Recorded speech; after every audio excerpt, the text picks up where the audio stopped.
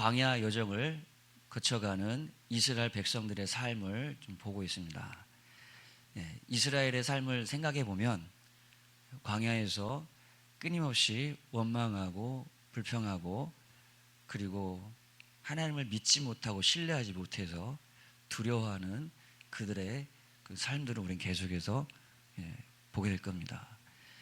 그런데 그 가운데서 여호수아는 그들과는 좀 다른 삶의 질을 가지고 있었어요.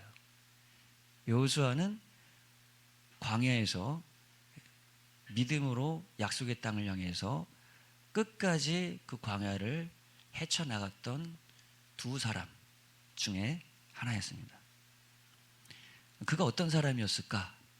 출애굽기 33장에는 이렇게 여호수아의 젊을 때부터의 삶을 보여주고 있는데, 그는 모세가 회막에서 하나님과 대면해서 얘기하고 있었어요. 이 시대는 하나님께서 말씀하실 때 모세에게만 말씀하셔서 모세를 통해서 이스라엘에게 말씀을 하셨습니다. 그러나 지난주인가 제가 설명드렸을 때 그 하나님의 영이 지금 새 언약의 시대인 우리에게는 우리 안에 모두 다 예수 믿는 사람에게 임하기 때문에 우리도 그분과 함께 대면해서 얘기할 수 있다는 거예요.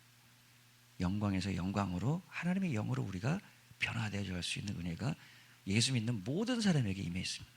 그러나 이때는 모세만 하나님과 대화하고 있었어요. 모세가 회막을 떠났습니다. 여호수아는 그 자리를 떠나지 않았다는 거예요. 여기서 왜 떠나지 않았을까? 저는 두 가지를 생각해 봅니다. 하나님의 영광, 하나님의 임재가 임해 있었던 회막이었단 말이에요. 그 자리를, 하나님의 임재와 영광을 떠나고 싶지 않은 거예요.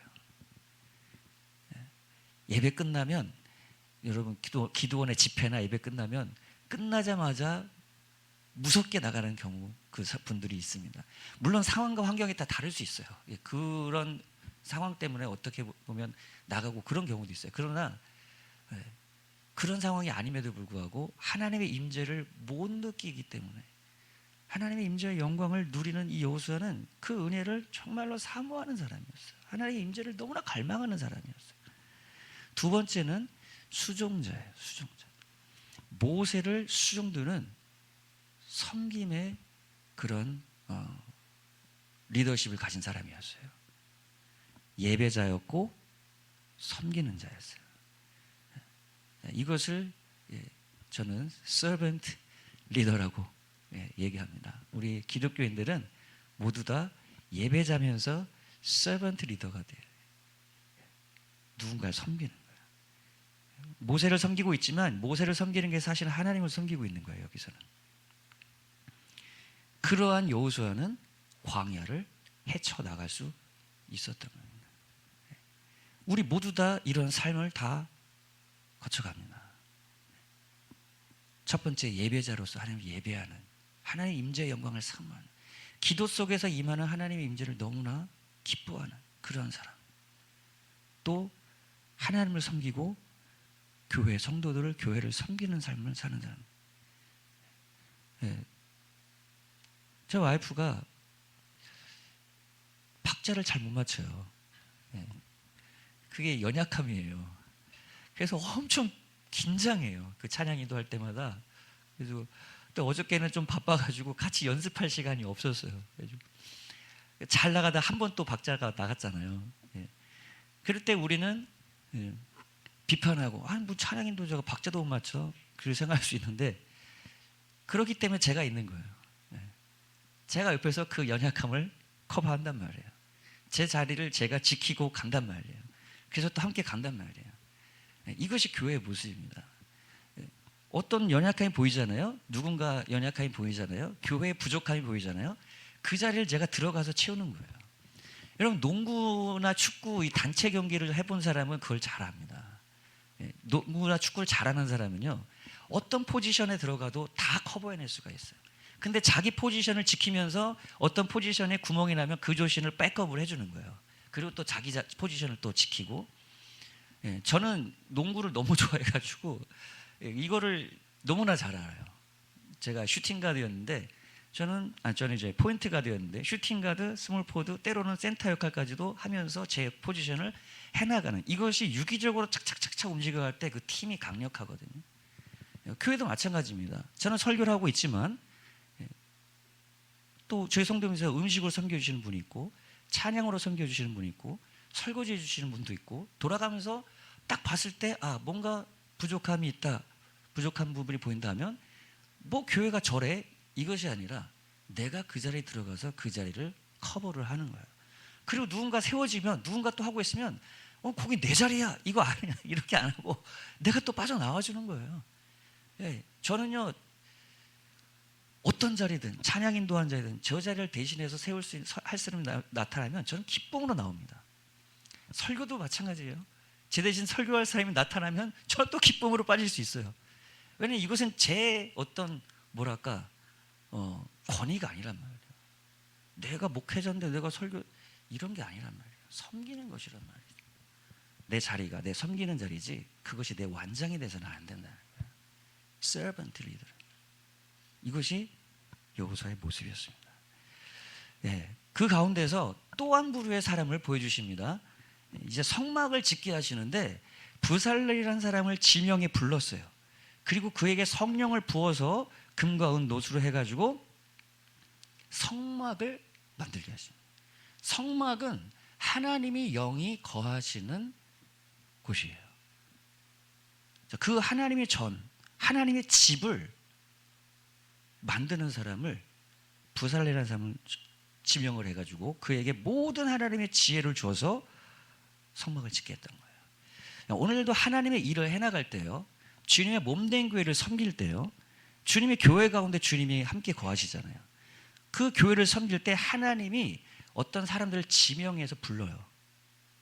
그 사람을 불러서 그 사람의 능력으로 하는 게 아니라, 물론 부살렐에게 어떤 자연적인 달란트와 지혜가 있을 수도 있습니다. 그러나 여기서 보면 하나님의 영을 부어서 하나님의 지혜로 하나님의 일을 하게 하신단 말이에요. 그래서 주님의 일을 해나가는 것은요, 자연적인 자연적인 내추럴 탤런트로, 내 자연적인 어떤 재능으로 하는 부분이 없는 건 아니에요. 노래를 잘하시는 분, 목소리가 좋으신 분 나와서 그것으로 또 하나님 찬양하는 것, 그렇게 할 수 있죠. 그런데 그것만은 아니라는 거예요. 하나님의 영을 부어주셔서 하나님의 영으로 하늘로부터는 초자연적인 능력과 초자연적인 지혜로 하나님의 일을 하게 하시지, 하나님의 일을 내 능력으로 하는 것이 아니라는 것입니다. 제가 설교할 때요, 항상 경험하는 게 뭐냐, 저는 성경을 많이 공부했어요. 제가 모든 성경을 100% 다 안다 할 수 없지만 제가 목회자가 되기 위해서 성경을 많이 공부했다고, 성경을 많이 알고 있단 말이에요. 그래도 설교를 준비하고 기도하고 막 하는 이유가 뭐냐, 제 능력으로 제 지식으로 설교가 되지를 않아요. 나왔을 때 하나님의 영이 부어져서 하나님의 영으로 말할 때 그때 생명과 능력이 전해진다는 것을 저는 경험하기 때문에 기도하죠. 그래서 여러분, 두려워하지 말라는 거예요. 하나님 불러서 하나님이 일을 하게 하실 때는 하나님의 능력과 지혜를 주어서 하게 하신다는 겁니다. 하나님의 성막이 완성이 되었습니다. 이제 주님이 이스라엘 가운데 함께 거하시게 됐어요. 그 성막은 하나님의 집과 같아요. 무슨 일을 지금 하나님께서 하시는 거냐면, 이스라엘 백성들을 구원해 내셨잖아요. 구원해 낸 이스라엘 백성들과 하나님이 함께 거하신다는 거예요. 하나님의 집을 만들고 이스라엘의 삶의 중심에 하나님이 찾아오셨어요.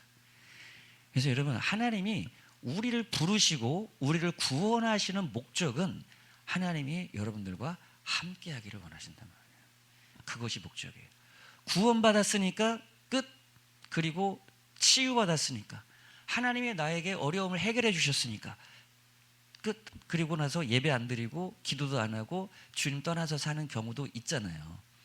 근데 하나님이 그렇게 문제를 해결해 주시고 질병을 치유해 주시고 그리고 기도에 응답을 해 주셔서 그 사람을 구원해 내시는 목적은, 이제 그러니 내가 너와 함께 할게, 나와 함께 하자는 거예요.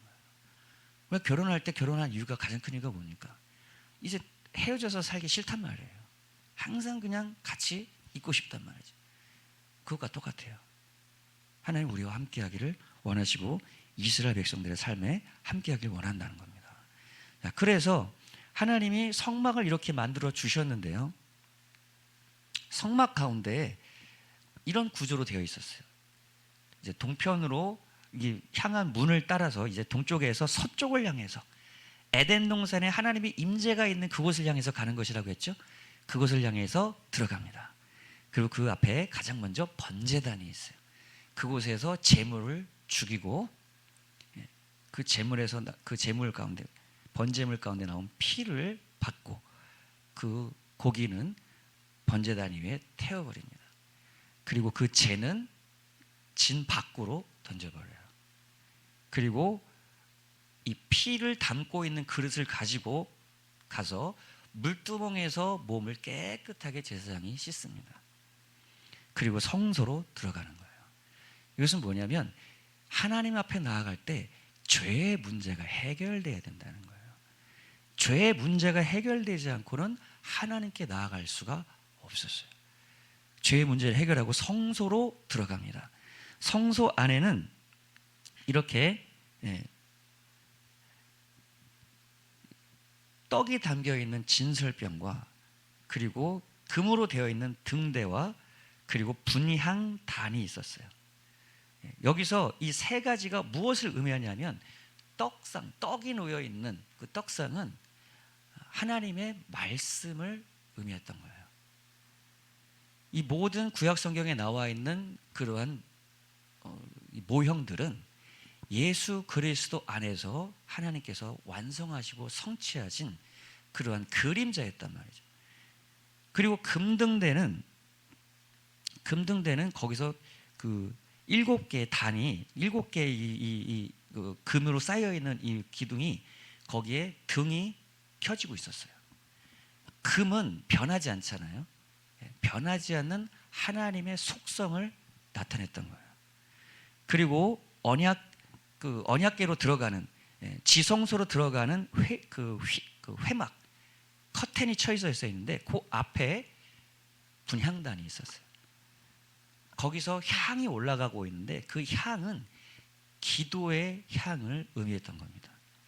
계시록에 보면은 기도의 향이 하나님의 제단 앞에 올려지는 그런 모습이 있어요. 그래서 여기서 무엇을 설명했던 거냐면 하나님의 말씀이 금등대인 성령님의 조명으로 비춰진 그 조명하심 속에서 그 말씀을 가지고 기도할 때 우리는 하나님의 임재가 있는 지성소 안으로 들어갈 수 있었던 거예요. 그래서 예수님이 요한복음 4장 23절에서도 우리가 예배할 때 하나님의 영 안에서 진리의 말씀으로 기도할 때 우리가 하나님을 예배하게 된다라고 하는 그런 말씀을 주셨죠. 너희가 신령과 진정으로 예배할지니라 라고 말씀하셨단 말이에요. 그 예배의 모형, 예배의 원리를 이렇게 보여주셨던 거예요. 그렇게 해서 이제 휘장을 넘어서 지성소 안으로 들어갑니다. 그 지성소 안에서 하나님을 만나게 되는데 그 앞에는 언약궤라는 것이 있었어요.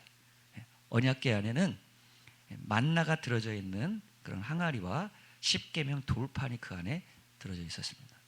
하나님의 언약이 이스라엘 백성들과 있다라는 것, 하나님의 언약 백성이라는 것을 말씀해 주시면서 그 모든 것을 공급해 주시는 하나님의 공급하심, 그것을 상기시키는 만나 항아리가 그 안에 있고 그 언약궤 위에 하나님의 임재가 임하시면서 거기서 하나님 목소리가 들려왔던 거예요. 이것이 성막의 구조였답니다. 성막은 오늘날 예수 그리스도 안에서 완성되었어요. 성막 대신 예수 그리스도, 그분이 요한복음 1장 14절에 태초에 말씀이 계시나 말씀이 하나님과 함께 계셨으니 그 말씀이 곧 하나님이라. 그 말씀이 육신이 되어서 우리 가운데 거하심에 우리가 그 영광을 보니 은혜와 진리가 충만하더라 라고 했다면, 성막 거하심에 라고 하는, 우리 가운데 거하심에 라고 하는 그 단어가 바로 성막이 의미하는 그런 단어예요. 우리 가운데 함께 진 주님이 거하신다는 거예요. 살고 계신다는 거예요. 예수 그리스도 안에서 이 성막이 이루어진 여러분은 예수 안에서 그 안에 계시는 하나님의 영의 임재가 우리 가운데 함께하고 있습니다. 그렇게 해서 성막이 완성돼서 주님이 성막 가운데 거하셨어요. 그리고 민수기 1장 1절에 창세기, 출애굽기, 레위기, 이제 레위기 들어갈 상황인데, 레위기가 끝나고 민수기 1장 1절에 보니까 이스라엘 자손이 애굽 땅에서 나온 후 둘째 해 둘째 달 첫째 날에,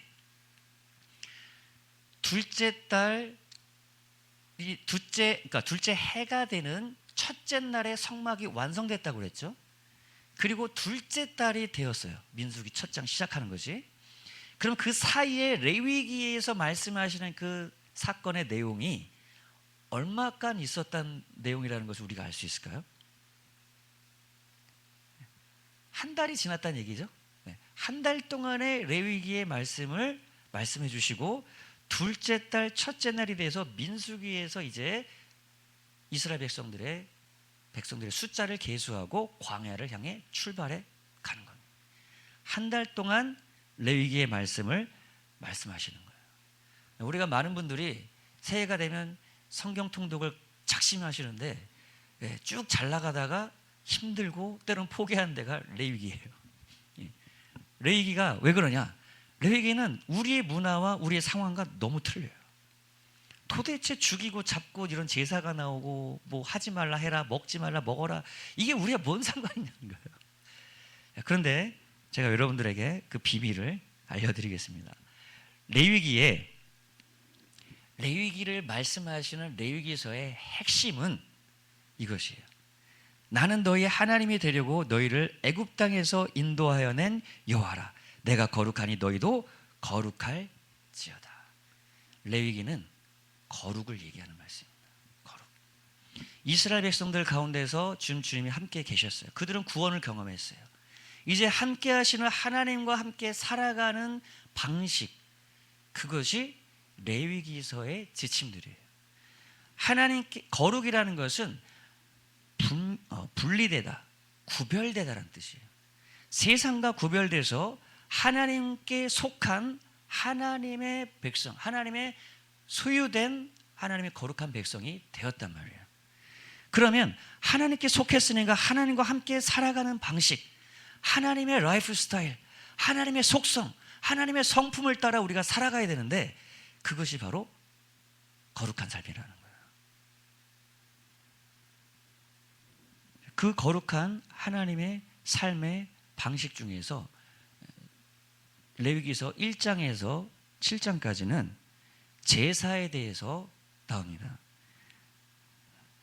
그 제사를 지냄으로 그 제사 속에서 죄가 해결되어야 됐어요. 레위기 4장에 부지 중에 범하여 허물이 했으나 스스로 깨닫지 못하다가 그 범한 죄를 깨달으면 회중은 수송아지를 속죄제로 드릴지니. 죄 가운데 그 죄의 문제를 해결하려면 제물을 가지고 와서 제물을 죽이고 그것을 불태워서 제물로 드려야 됐어요. 그 제물을 드릴 때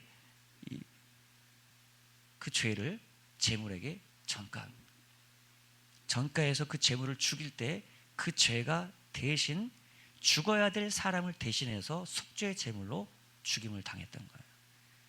이것이 나중에 예수님이 십자가에서 죽으실 때 속죄의 제물로 드려지신 그러한 원리가 여기에서 계시되었던 겁니다. 예수님은 우리의 하나님의 어린 양으로 우리에게 오셨단 말이에요. 우리를 대신해서 속죄의 제물로 죽어 주셨단 말이에요.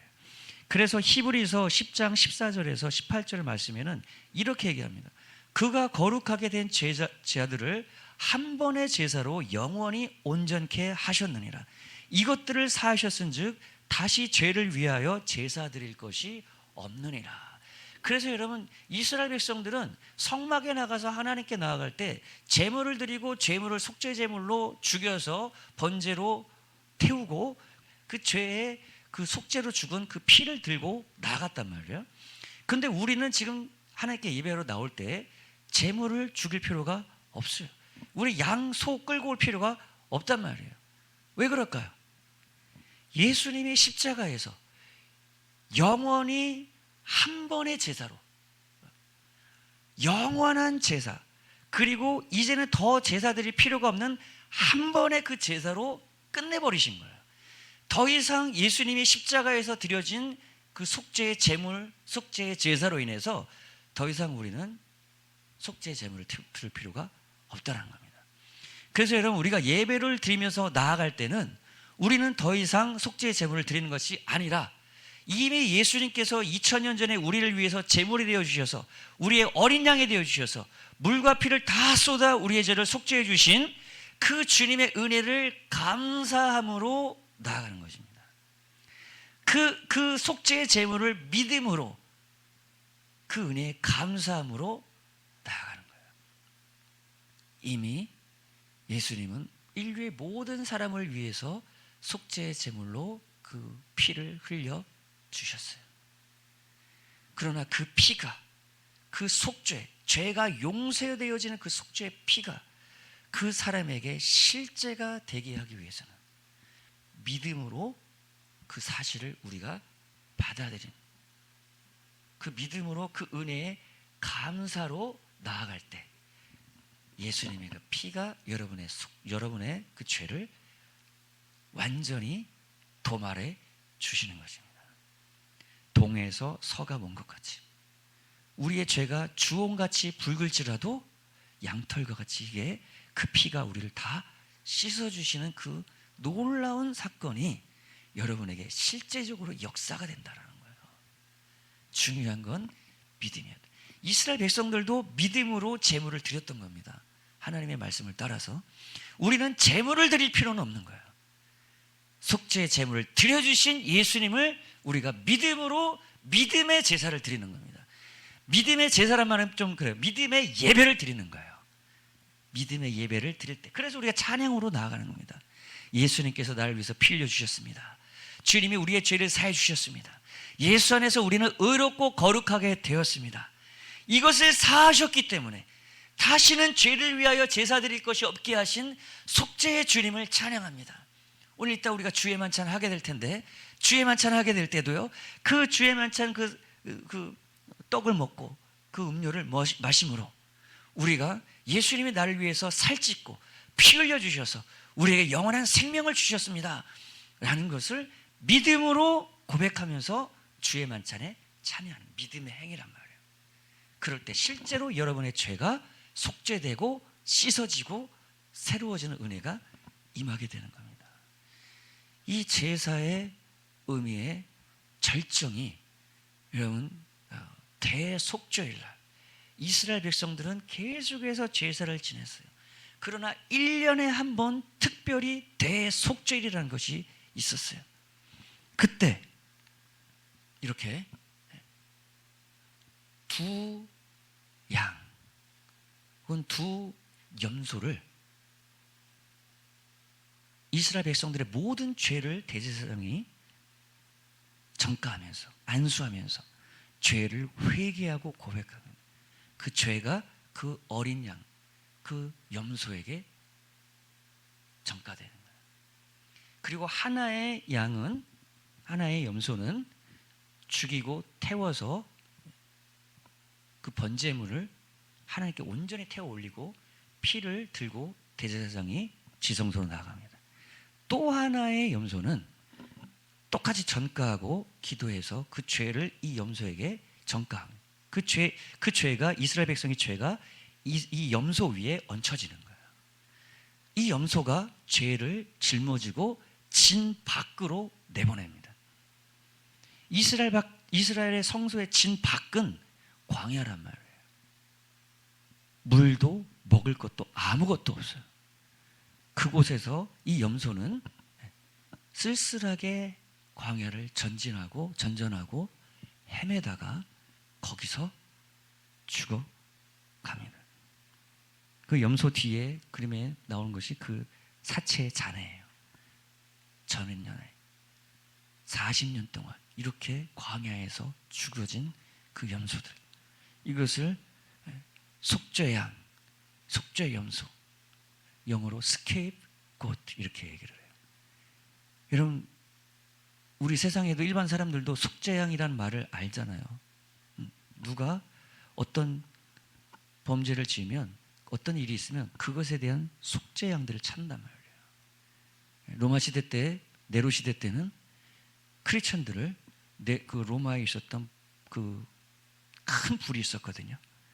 그 불의 속죄양으로 기독교인들을 택해서 기독교인들을 대학살을 하는 일이 있었단 말이죠. 이 염소가 속죄 염소가 돼서 이스라엘의 죄를 짊어지고 갔다. 이 속죄양, 보라, 세상 죄를 지고 가는 하나님의 어린 양이로다. 이것이 바로 예수 그리스도의 모습이었던 겁니다. 예수님이 저와 여러분의 죄를 짊어지고 가셨단 말이에요. 쓸쓸하게 골고다 언덕을 향해 가셨단 말이에요. 광야에서 쓸쓸하게 죽어갔던 그 속죄 염소처럼 예수님도 그곳에서 제자들의 배신을 당하고 유대인들, 자기 백성들의 환영을 받지 못하고 저주를 받으면서 침뱉음을 당하면서 채찍을 맞으면서 그곳에서 쓸쓸하게 죽어가셨던 거예요. 그 순간, 십자가에서 예수님이 죽으시는 순간, 대속죄일 날도 똑같은 오후 3시에 양을 잡는단 말이에요. 예수님도 오후 3시에 숨을 거두셨단 말이에요. 그 숨을 거두시고 그 양이, 그 예수님이 죽으시는 순간 이스라엘의 죄가 도말되는 겁니다. 죄가 끝나는 거예요. 왜요? 그 염소가 죄를 짊어지고 가서 대신 죽었단 말이에요. 예수님이 저와 여러분의 죄를 짊어지고 가서 십자가에서 죄를 짊어지고 대신 죽으심으로 죄를 도말해버렸단 말이죠. 죄는 끝난 거예요. 그런데 그 놀라운 속죄 은혜가 누구에게 실제가 되느냐? 그 예수를 바라보는 자마다, 그 예수를 믿는 자마다 멸망치 않고 영생을 얻게 되는 것입니다. 하나님의 나라 안으로 들어오게 되는 거예요. 죄가 끝났단 말이에요. 내가 율법이나 선지자를 폐하러 온 줄 알아. 폐하러 온 것이 아니요 완전하게 함이라 주님 말씀하셨단 말이에요. 율법의 레위기서에 말씀하셨던 그 말씀들 하나하나를 예수님이 완성하기 위해서 오셨던 거예요. 레위기에 여러분 보면요, 율법에 10계명이 10가지가 있지만 603가지의 규례들이 레위기서에 기록되어 있습니다. 다양한 기록되어 있어요. 어떤 것은 먹는 거, 어떤 것은 먹어도 되고 어떤 건 먹지 말라고 해요. 굽이 있는 거 그거는 먹어도 돼. 굽 없는 그러한 돼지발 같은, 이런 돼지 같은 건 먹지 마. 이렇게 다 음식 규례를 나눠 놓으셨단 말이에요. 그것을 먹으면, 부정한 그 동물을 먹으면 부정하게 되고 정한 음식을 먹어야 정하게 되는 의롭고 거룩한 삶의 지침들을 다 말씀해 주셨단 말이에요. 그리고 어떤 구절에서는요, 머리를 둥글게 깎지 말라는 거예요. 머리를 둥글게 깎지 말라고 왜 했을까요? 그 시대 문화를 이해해야 돼요. 타투 문신하지 말라고 했어요. 오늘도 문신하지 말아야 되냐? 저는 사실 문신은 안 할 것 같아요. 그것을 율법적으로 적용해서 문신하지 마, 머리 둥글게 깎지 마, 그렇게 해야 되나요? 뭘 말씀하는 거예요? 머리를 둥글게 깎았다는 건요, 그 당시에 이방인의 제사장들, 이방신을 섬기는 제사장들이 머리를 둥글게 깎고 그렇게 이방신에게 제사를 지냈어요. 그들의 문화예요.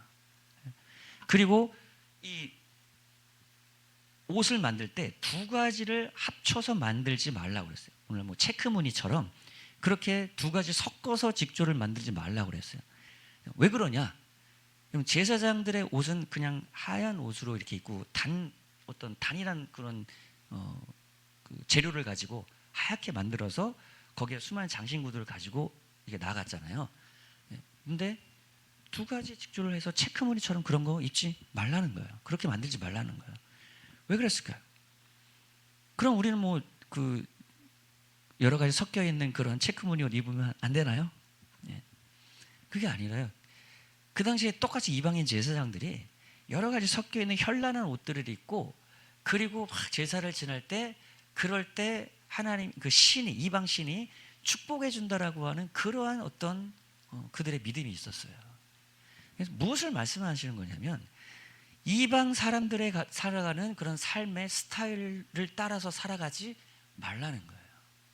하나님의 방식으로 세상과 구별돼서 살아가라는 겁니다. 그럼 오늘날 우리는 어떻게 살아가야 될까요? 똑같이 머리도 그렇게 자르지 말고, 문신하지 말고, 문신도 마찬가지예요. 그들의 이방인 제사장들이 했던 방식이에요. 물론 레위기서에 보면요, 성적인 윤리, 그리고 집을 어떻게 관리하는지 이런 것들도 다 나옵니다. 저는 레위기 보면서 좀 되게 은혜 받았던 게 뭐냐면, 결혼하면요 바로 군대에 못 가겠어요. 1년 동안 군대 면제가 있었어. 은혜가 되더라고요. 네. 가정을 이렇게 소중히 여기는, 그리고 남편과 아내 부부관계를 소중히 여기는 하나님의 마음을 느낄 수 있었던 거예요. 그럼 결혼하자마자 군대로 끌려가면 가정이 어떻게 되겠습니까? 가정이 온전히 지속되기가 어려울 거 아니에요. 그래서 여러분, 가정도 소중히 여기는 것, 이런 원리들이 레위기 안에 기록이 되어 있는 거예요. 또 그리고 어떤 게 있냐면, 화장실 그 위치, 여러분 생각해 보세요. 200만 이상의 사람들이 캠핑을 한다고 한번 생각해 보십시오. 200만 이상의 사람들이 나오는 대소변은 어떻게 해야 될까?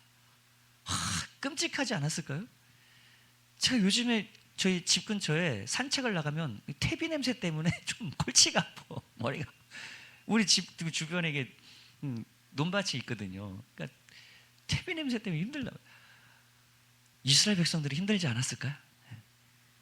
그래서 이스라엘 백성들은 그 대소변 보는 장소, 화장실을 어떻게 관리하고, 어떻게 묻고, 어떻게 집안에서 위생 상태를 점검하고 하는 것들을 다 말씀해 주셨어요. 그것은 무엇이냐면, 우리의 삶의 전반적인 모든 것들을 깨끗하고 정결하게 돌아보는 그런 삶이 또한 중요하다는 것을 이스라엘 백성 공동체에게 말씀하셨던 거예요. 그렇지 않으면 여러분, 이스라엘에서 전염병 한번 돌기 시작하면 어떻게 됐을까요? 그 광야 여정 속에서 그런 일들이 일어나잖아요. 그래서 우리가, 여러분들 가운데 그런 분들은 없겠지만, 교회는 와서 열심히 예배드리고 하는데 집에는 난장판 돼 있고, 그런 경우들이 좀 있거든요. 열심히 봉사 충성을 하는데 집은 전혀 안 돌아오고, 저희 성도들 중에 그런 분들은 없을 것 같아요. 그런 경우가 종종 있었어요. 그리고 냄새나고 막 이렇게 하는 그런 것들은 하나님의 삶의, 하나님의 백성들의 삶의 방식이 아니라는 거예요. 아마 사람들마다 깨끗하고 정결한 기준들은 다 다르실 거예요. 그렇지만은 어쨌든 정결하게 삶을 돌아보는 것까지도 하나님은 중요하게 여기셨다는 거예요. 이러한 제사부터 시작해서 절기, 그리고 가정들 돌보는 거, 가정들 돌보는 거, 삶을 돌보는 거, 집을 돌보는 거, 공동체를 돌보는 것까지 하나하나 하나님이 말씀해 주신 이 방식, 이 원리대로 살아가는 것이 하나님의 거룩함을 따라 살아가는 그러한 라이프 스타일이라는 것을 가르쳐 주셨던 거예요. 그것이 거룩한 삶이에요. 그러한 세부 지침을 603개를 주셨고, 그 중에 가장 핵심되는 것이 십계명이었던 것이죠. 그 율법을 따라 살아감으로, 절기를 철저하게 지키고 율법을 따라 살아감으로 하나님의 의와 거룩함을 이루어가는 삶을 살 수 있었던 거예요. 이방인들의 삶과는 달랐단 말이에요.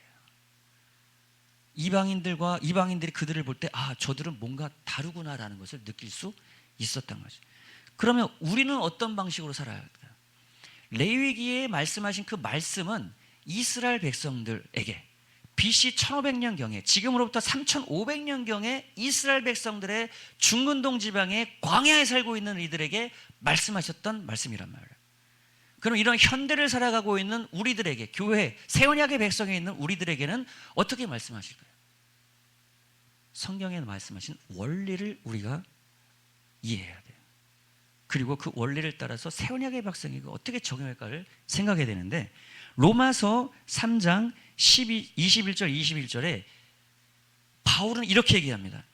이제는 율법 외에 한 의가 나타났으니 라고 얘기하는 거예요.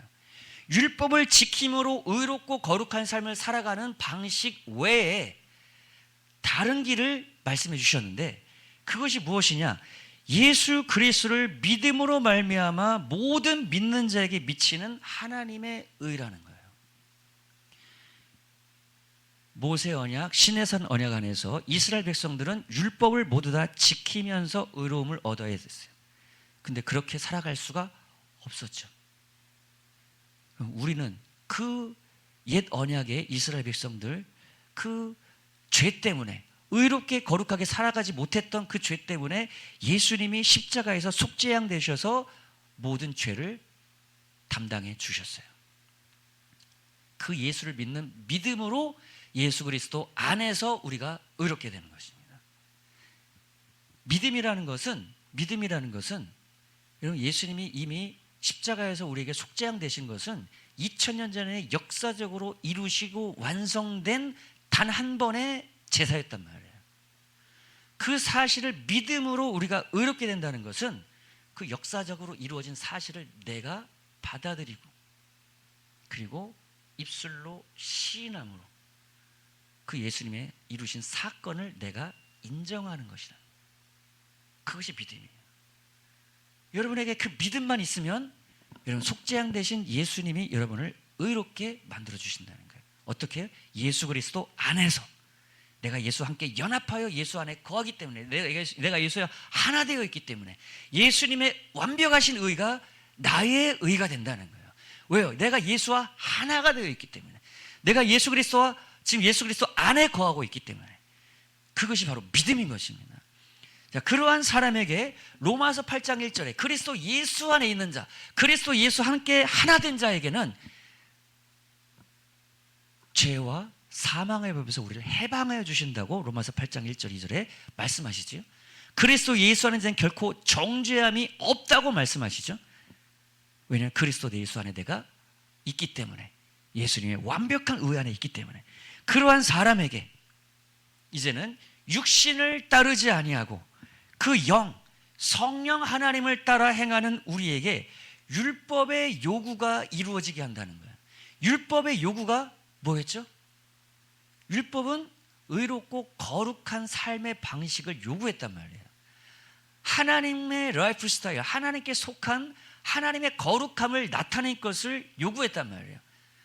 그런데 그렇게 살아갈 수 있는 능력은 주지를 못했죠. 지침은 있었지만, 그래서 성령이 우리 안에 임하심으로 영을 쫓아 성령을 쫓아 행하는 우리에게 율법의 요구인 의와 거룩한 삶을 살아갈 수 있게 해주셨다라는 겁니다. 성령을 쫓아서 살아갈 때 죄의 문제가 해결되어지고, 레위기 1장에서 7장에 제사 문제가 예수님의 십자가에서 끝나고, 성령으로 거룩함으로 살아감으로 우리가 삶 가운데 삶을 돌아보고 가정을 돌아보고 그리고 섬기고 사랑하는 삶, 율법과 선지자, 하나님을 사랑하고 이웃을 사랑하는 그 삶의 원리가 성령으로 우리에게 이루어져서, 성령을 쫓아 행하는 사람은 하나님을 사랑하고 이웃을 사랑하게 된단 말이에요. 성령의 첫 번째 열매가 사랑이기 때문에. 그래서 여러분, 우리 교회 예수 믿고 구원받고 죄사함 받고 구원받은 우리들은 성령으로 살아감으로, 성령을 쫓아 행함으로 율법의 요구인 의와 거룩함이 이루어져 하나님의 속한 사람의 삶의 방식을 살아가게 된다는 거예요. 그것의 가장 중요한 것이 성령으로 사랑하고 섬기는 삶이라는 거죠. 그것이 세상 사람들과 다른 삶의 방식이라는 거예요.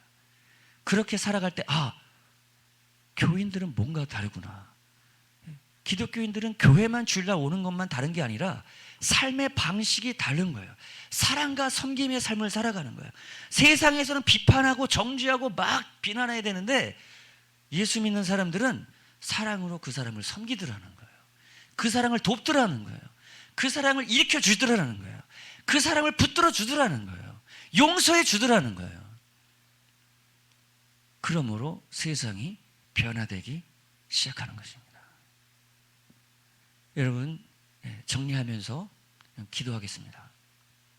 레위기의 핵심은 거룩입니다. 거룩. 내가 거룩하니 너희도 거룩하라. 거룩은 구원받지 못한 사람에게 거룩한 삶을 요구하지 않으셨어요. 하나님의 놀라운 구원으로 구원을 받은 사람들이 그 모든 것을 속죄의 제물로, 제사가 속죄의 제물을 통해서 죄를 사해 주시고 죄를 깨끗하게 해주시고 구원받은 사람들에게 이제 성령으로 거룩한 구별된 삶의 방식을 살아가라고 요구하셨던 겁니다. 그럴 때 하나님이 소유된 백성이 되고 너희는 나의 제사장 나라가 돼서 땅끝까지 이 하나님의 놀라운 은혜와 복음을 전하는 은혜와 축복이 될 거야. 내가 너를 사랑할 거야 라고 말씀해 주셨던 겁니다. 여러분 눈을 감고 기도하겠습니다. 기도할 때 내가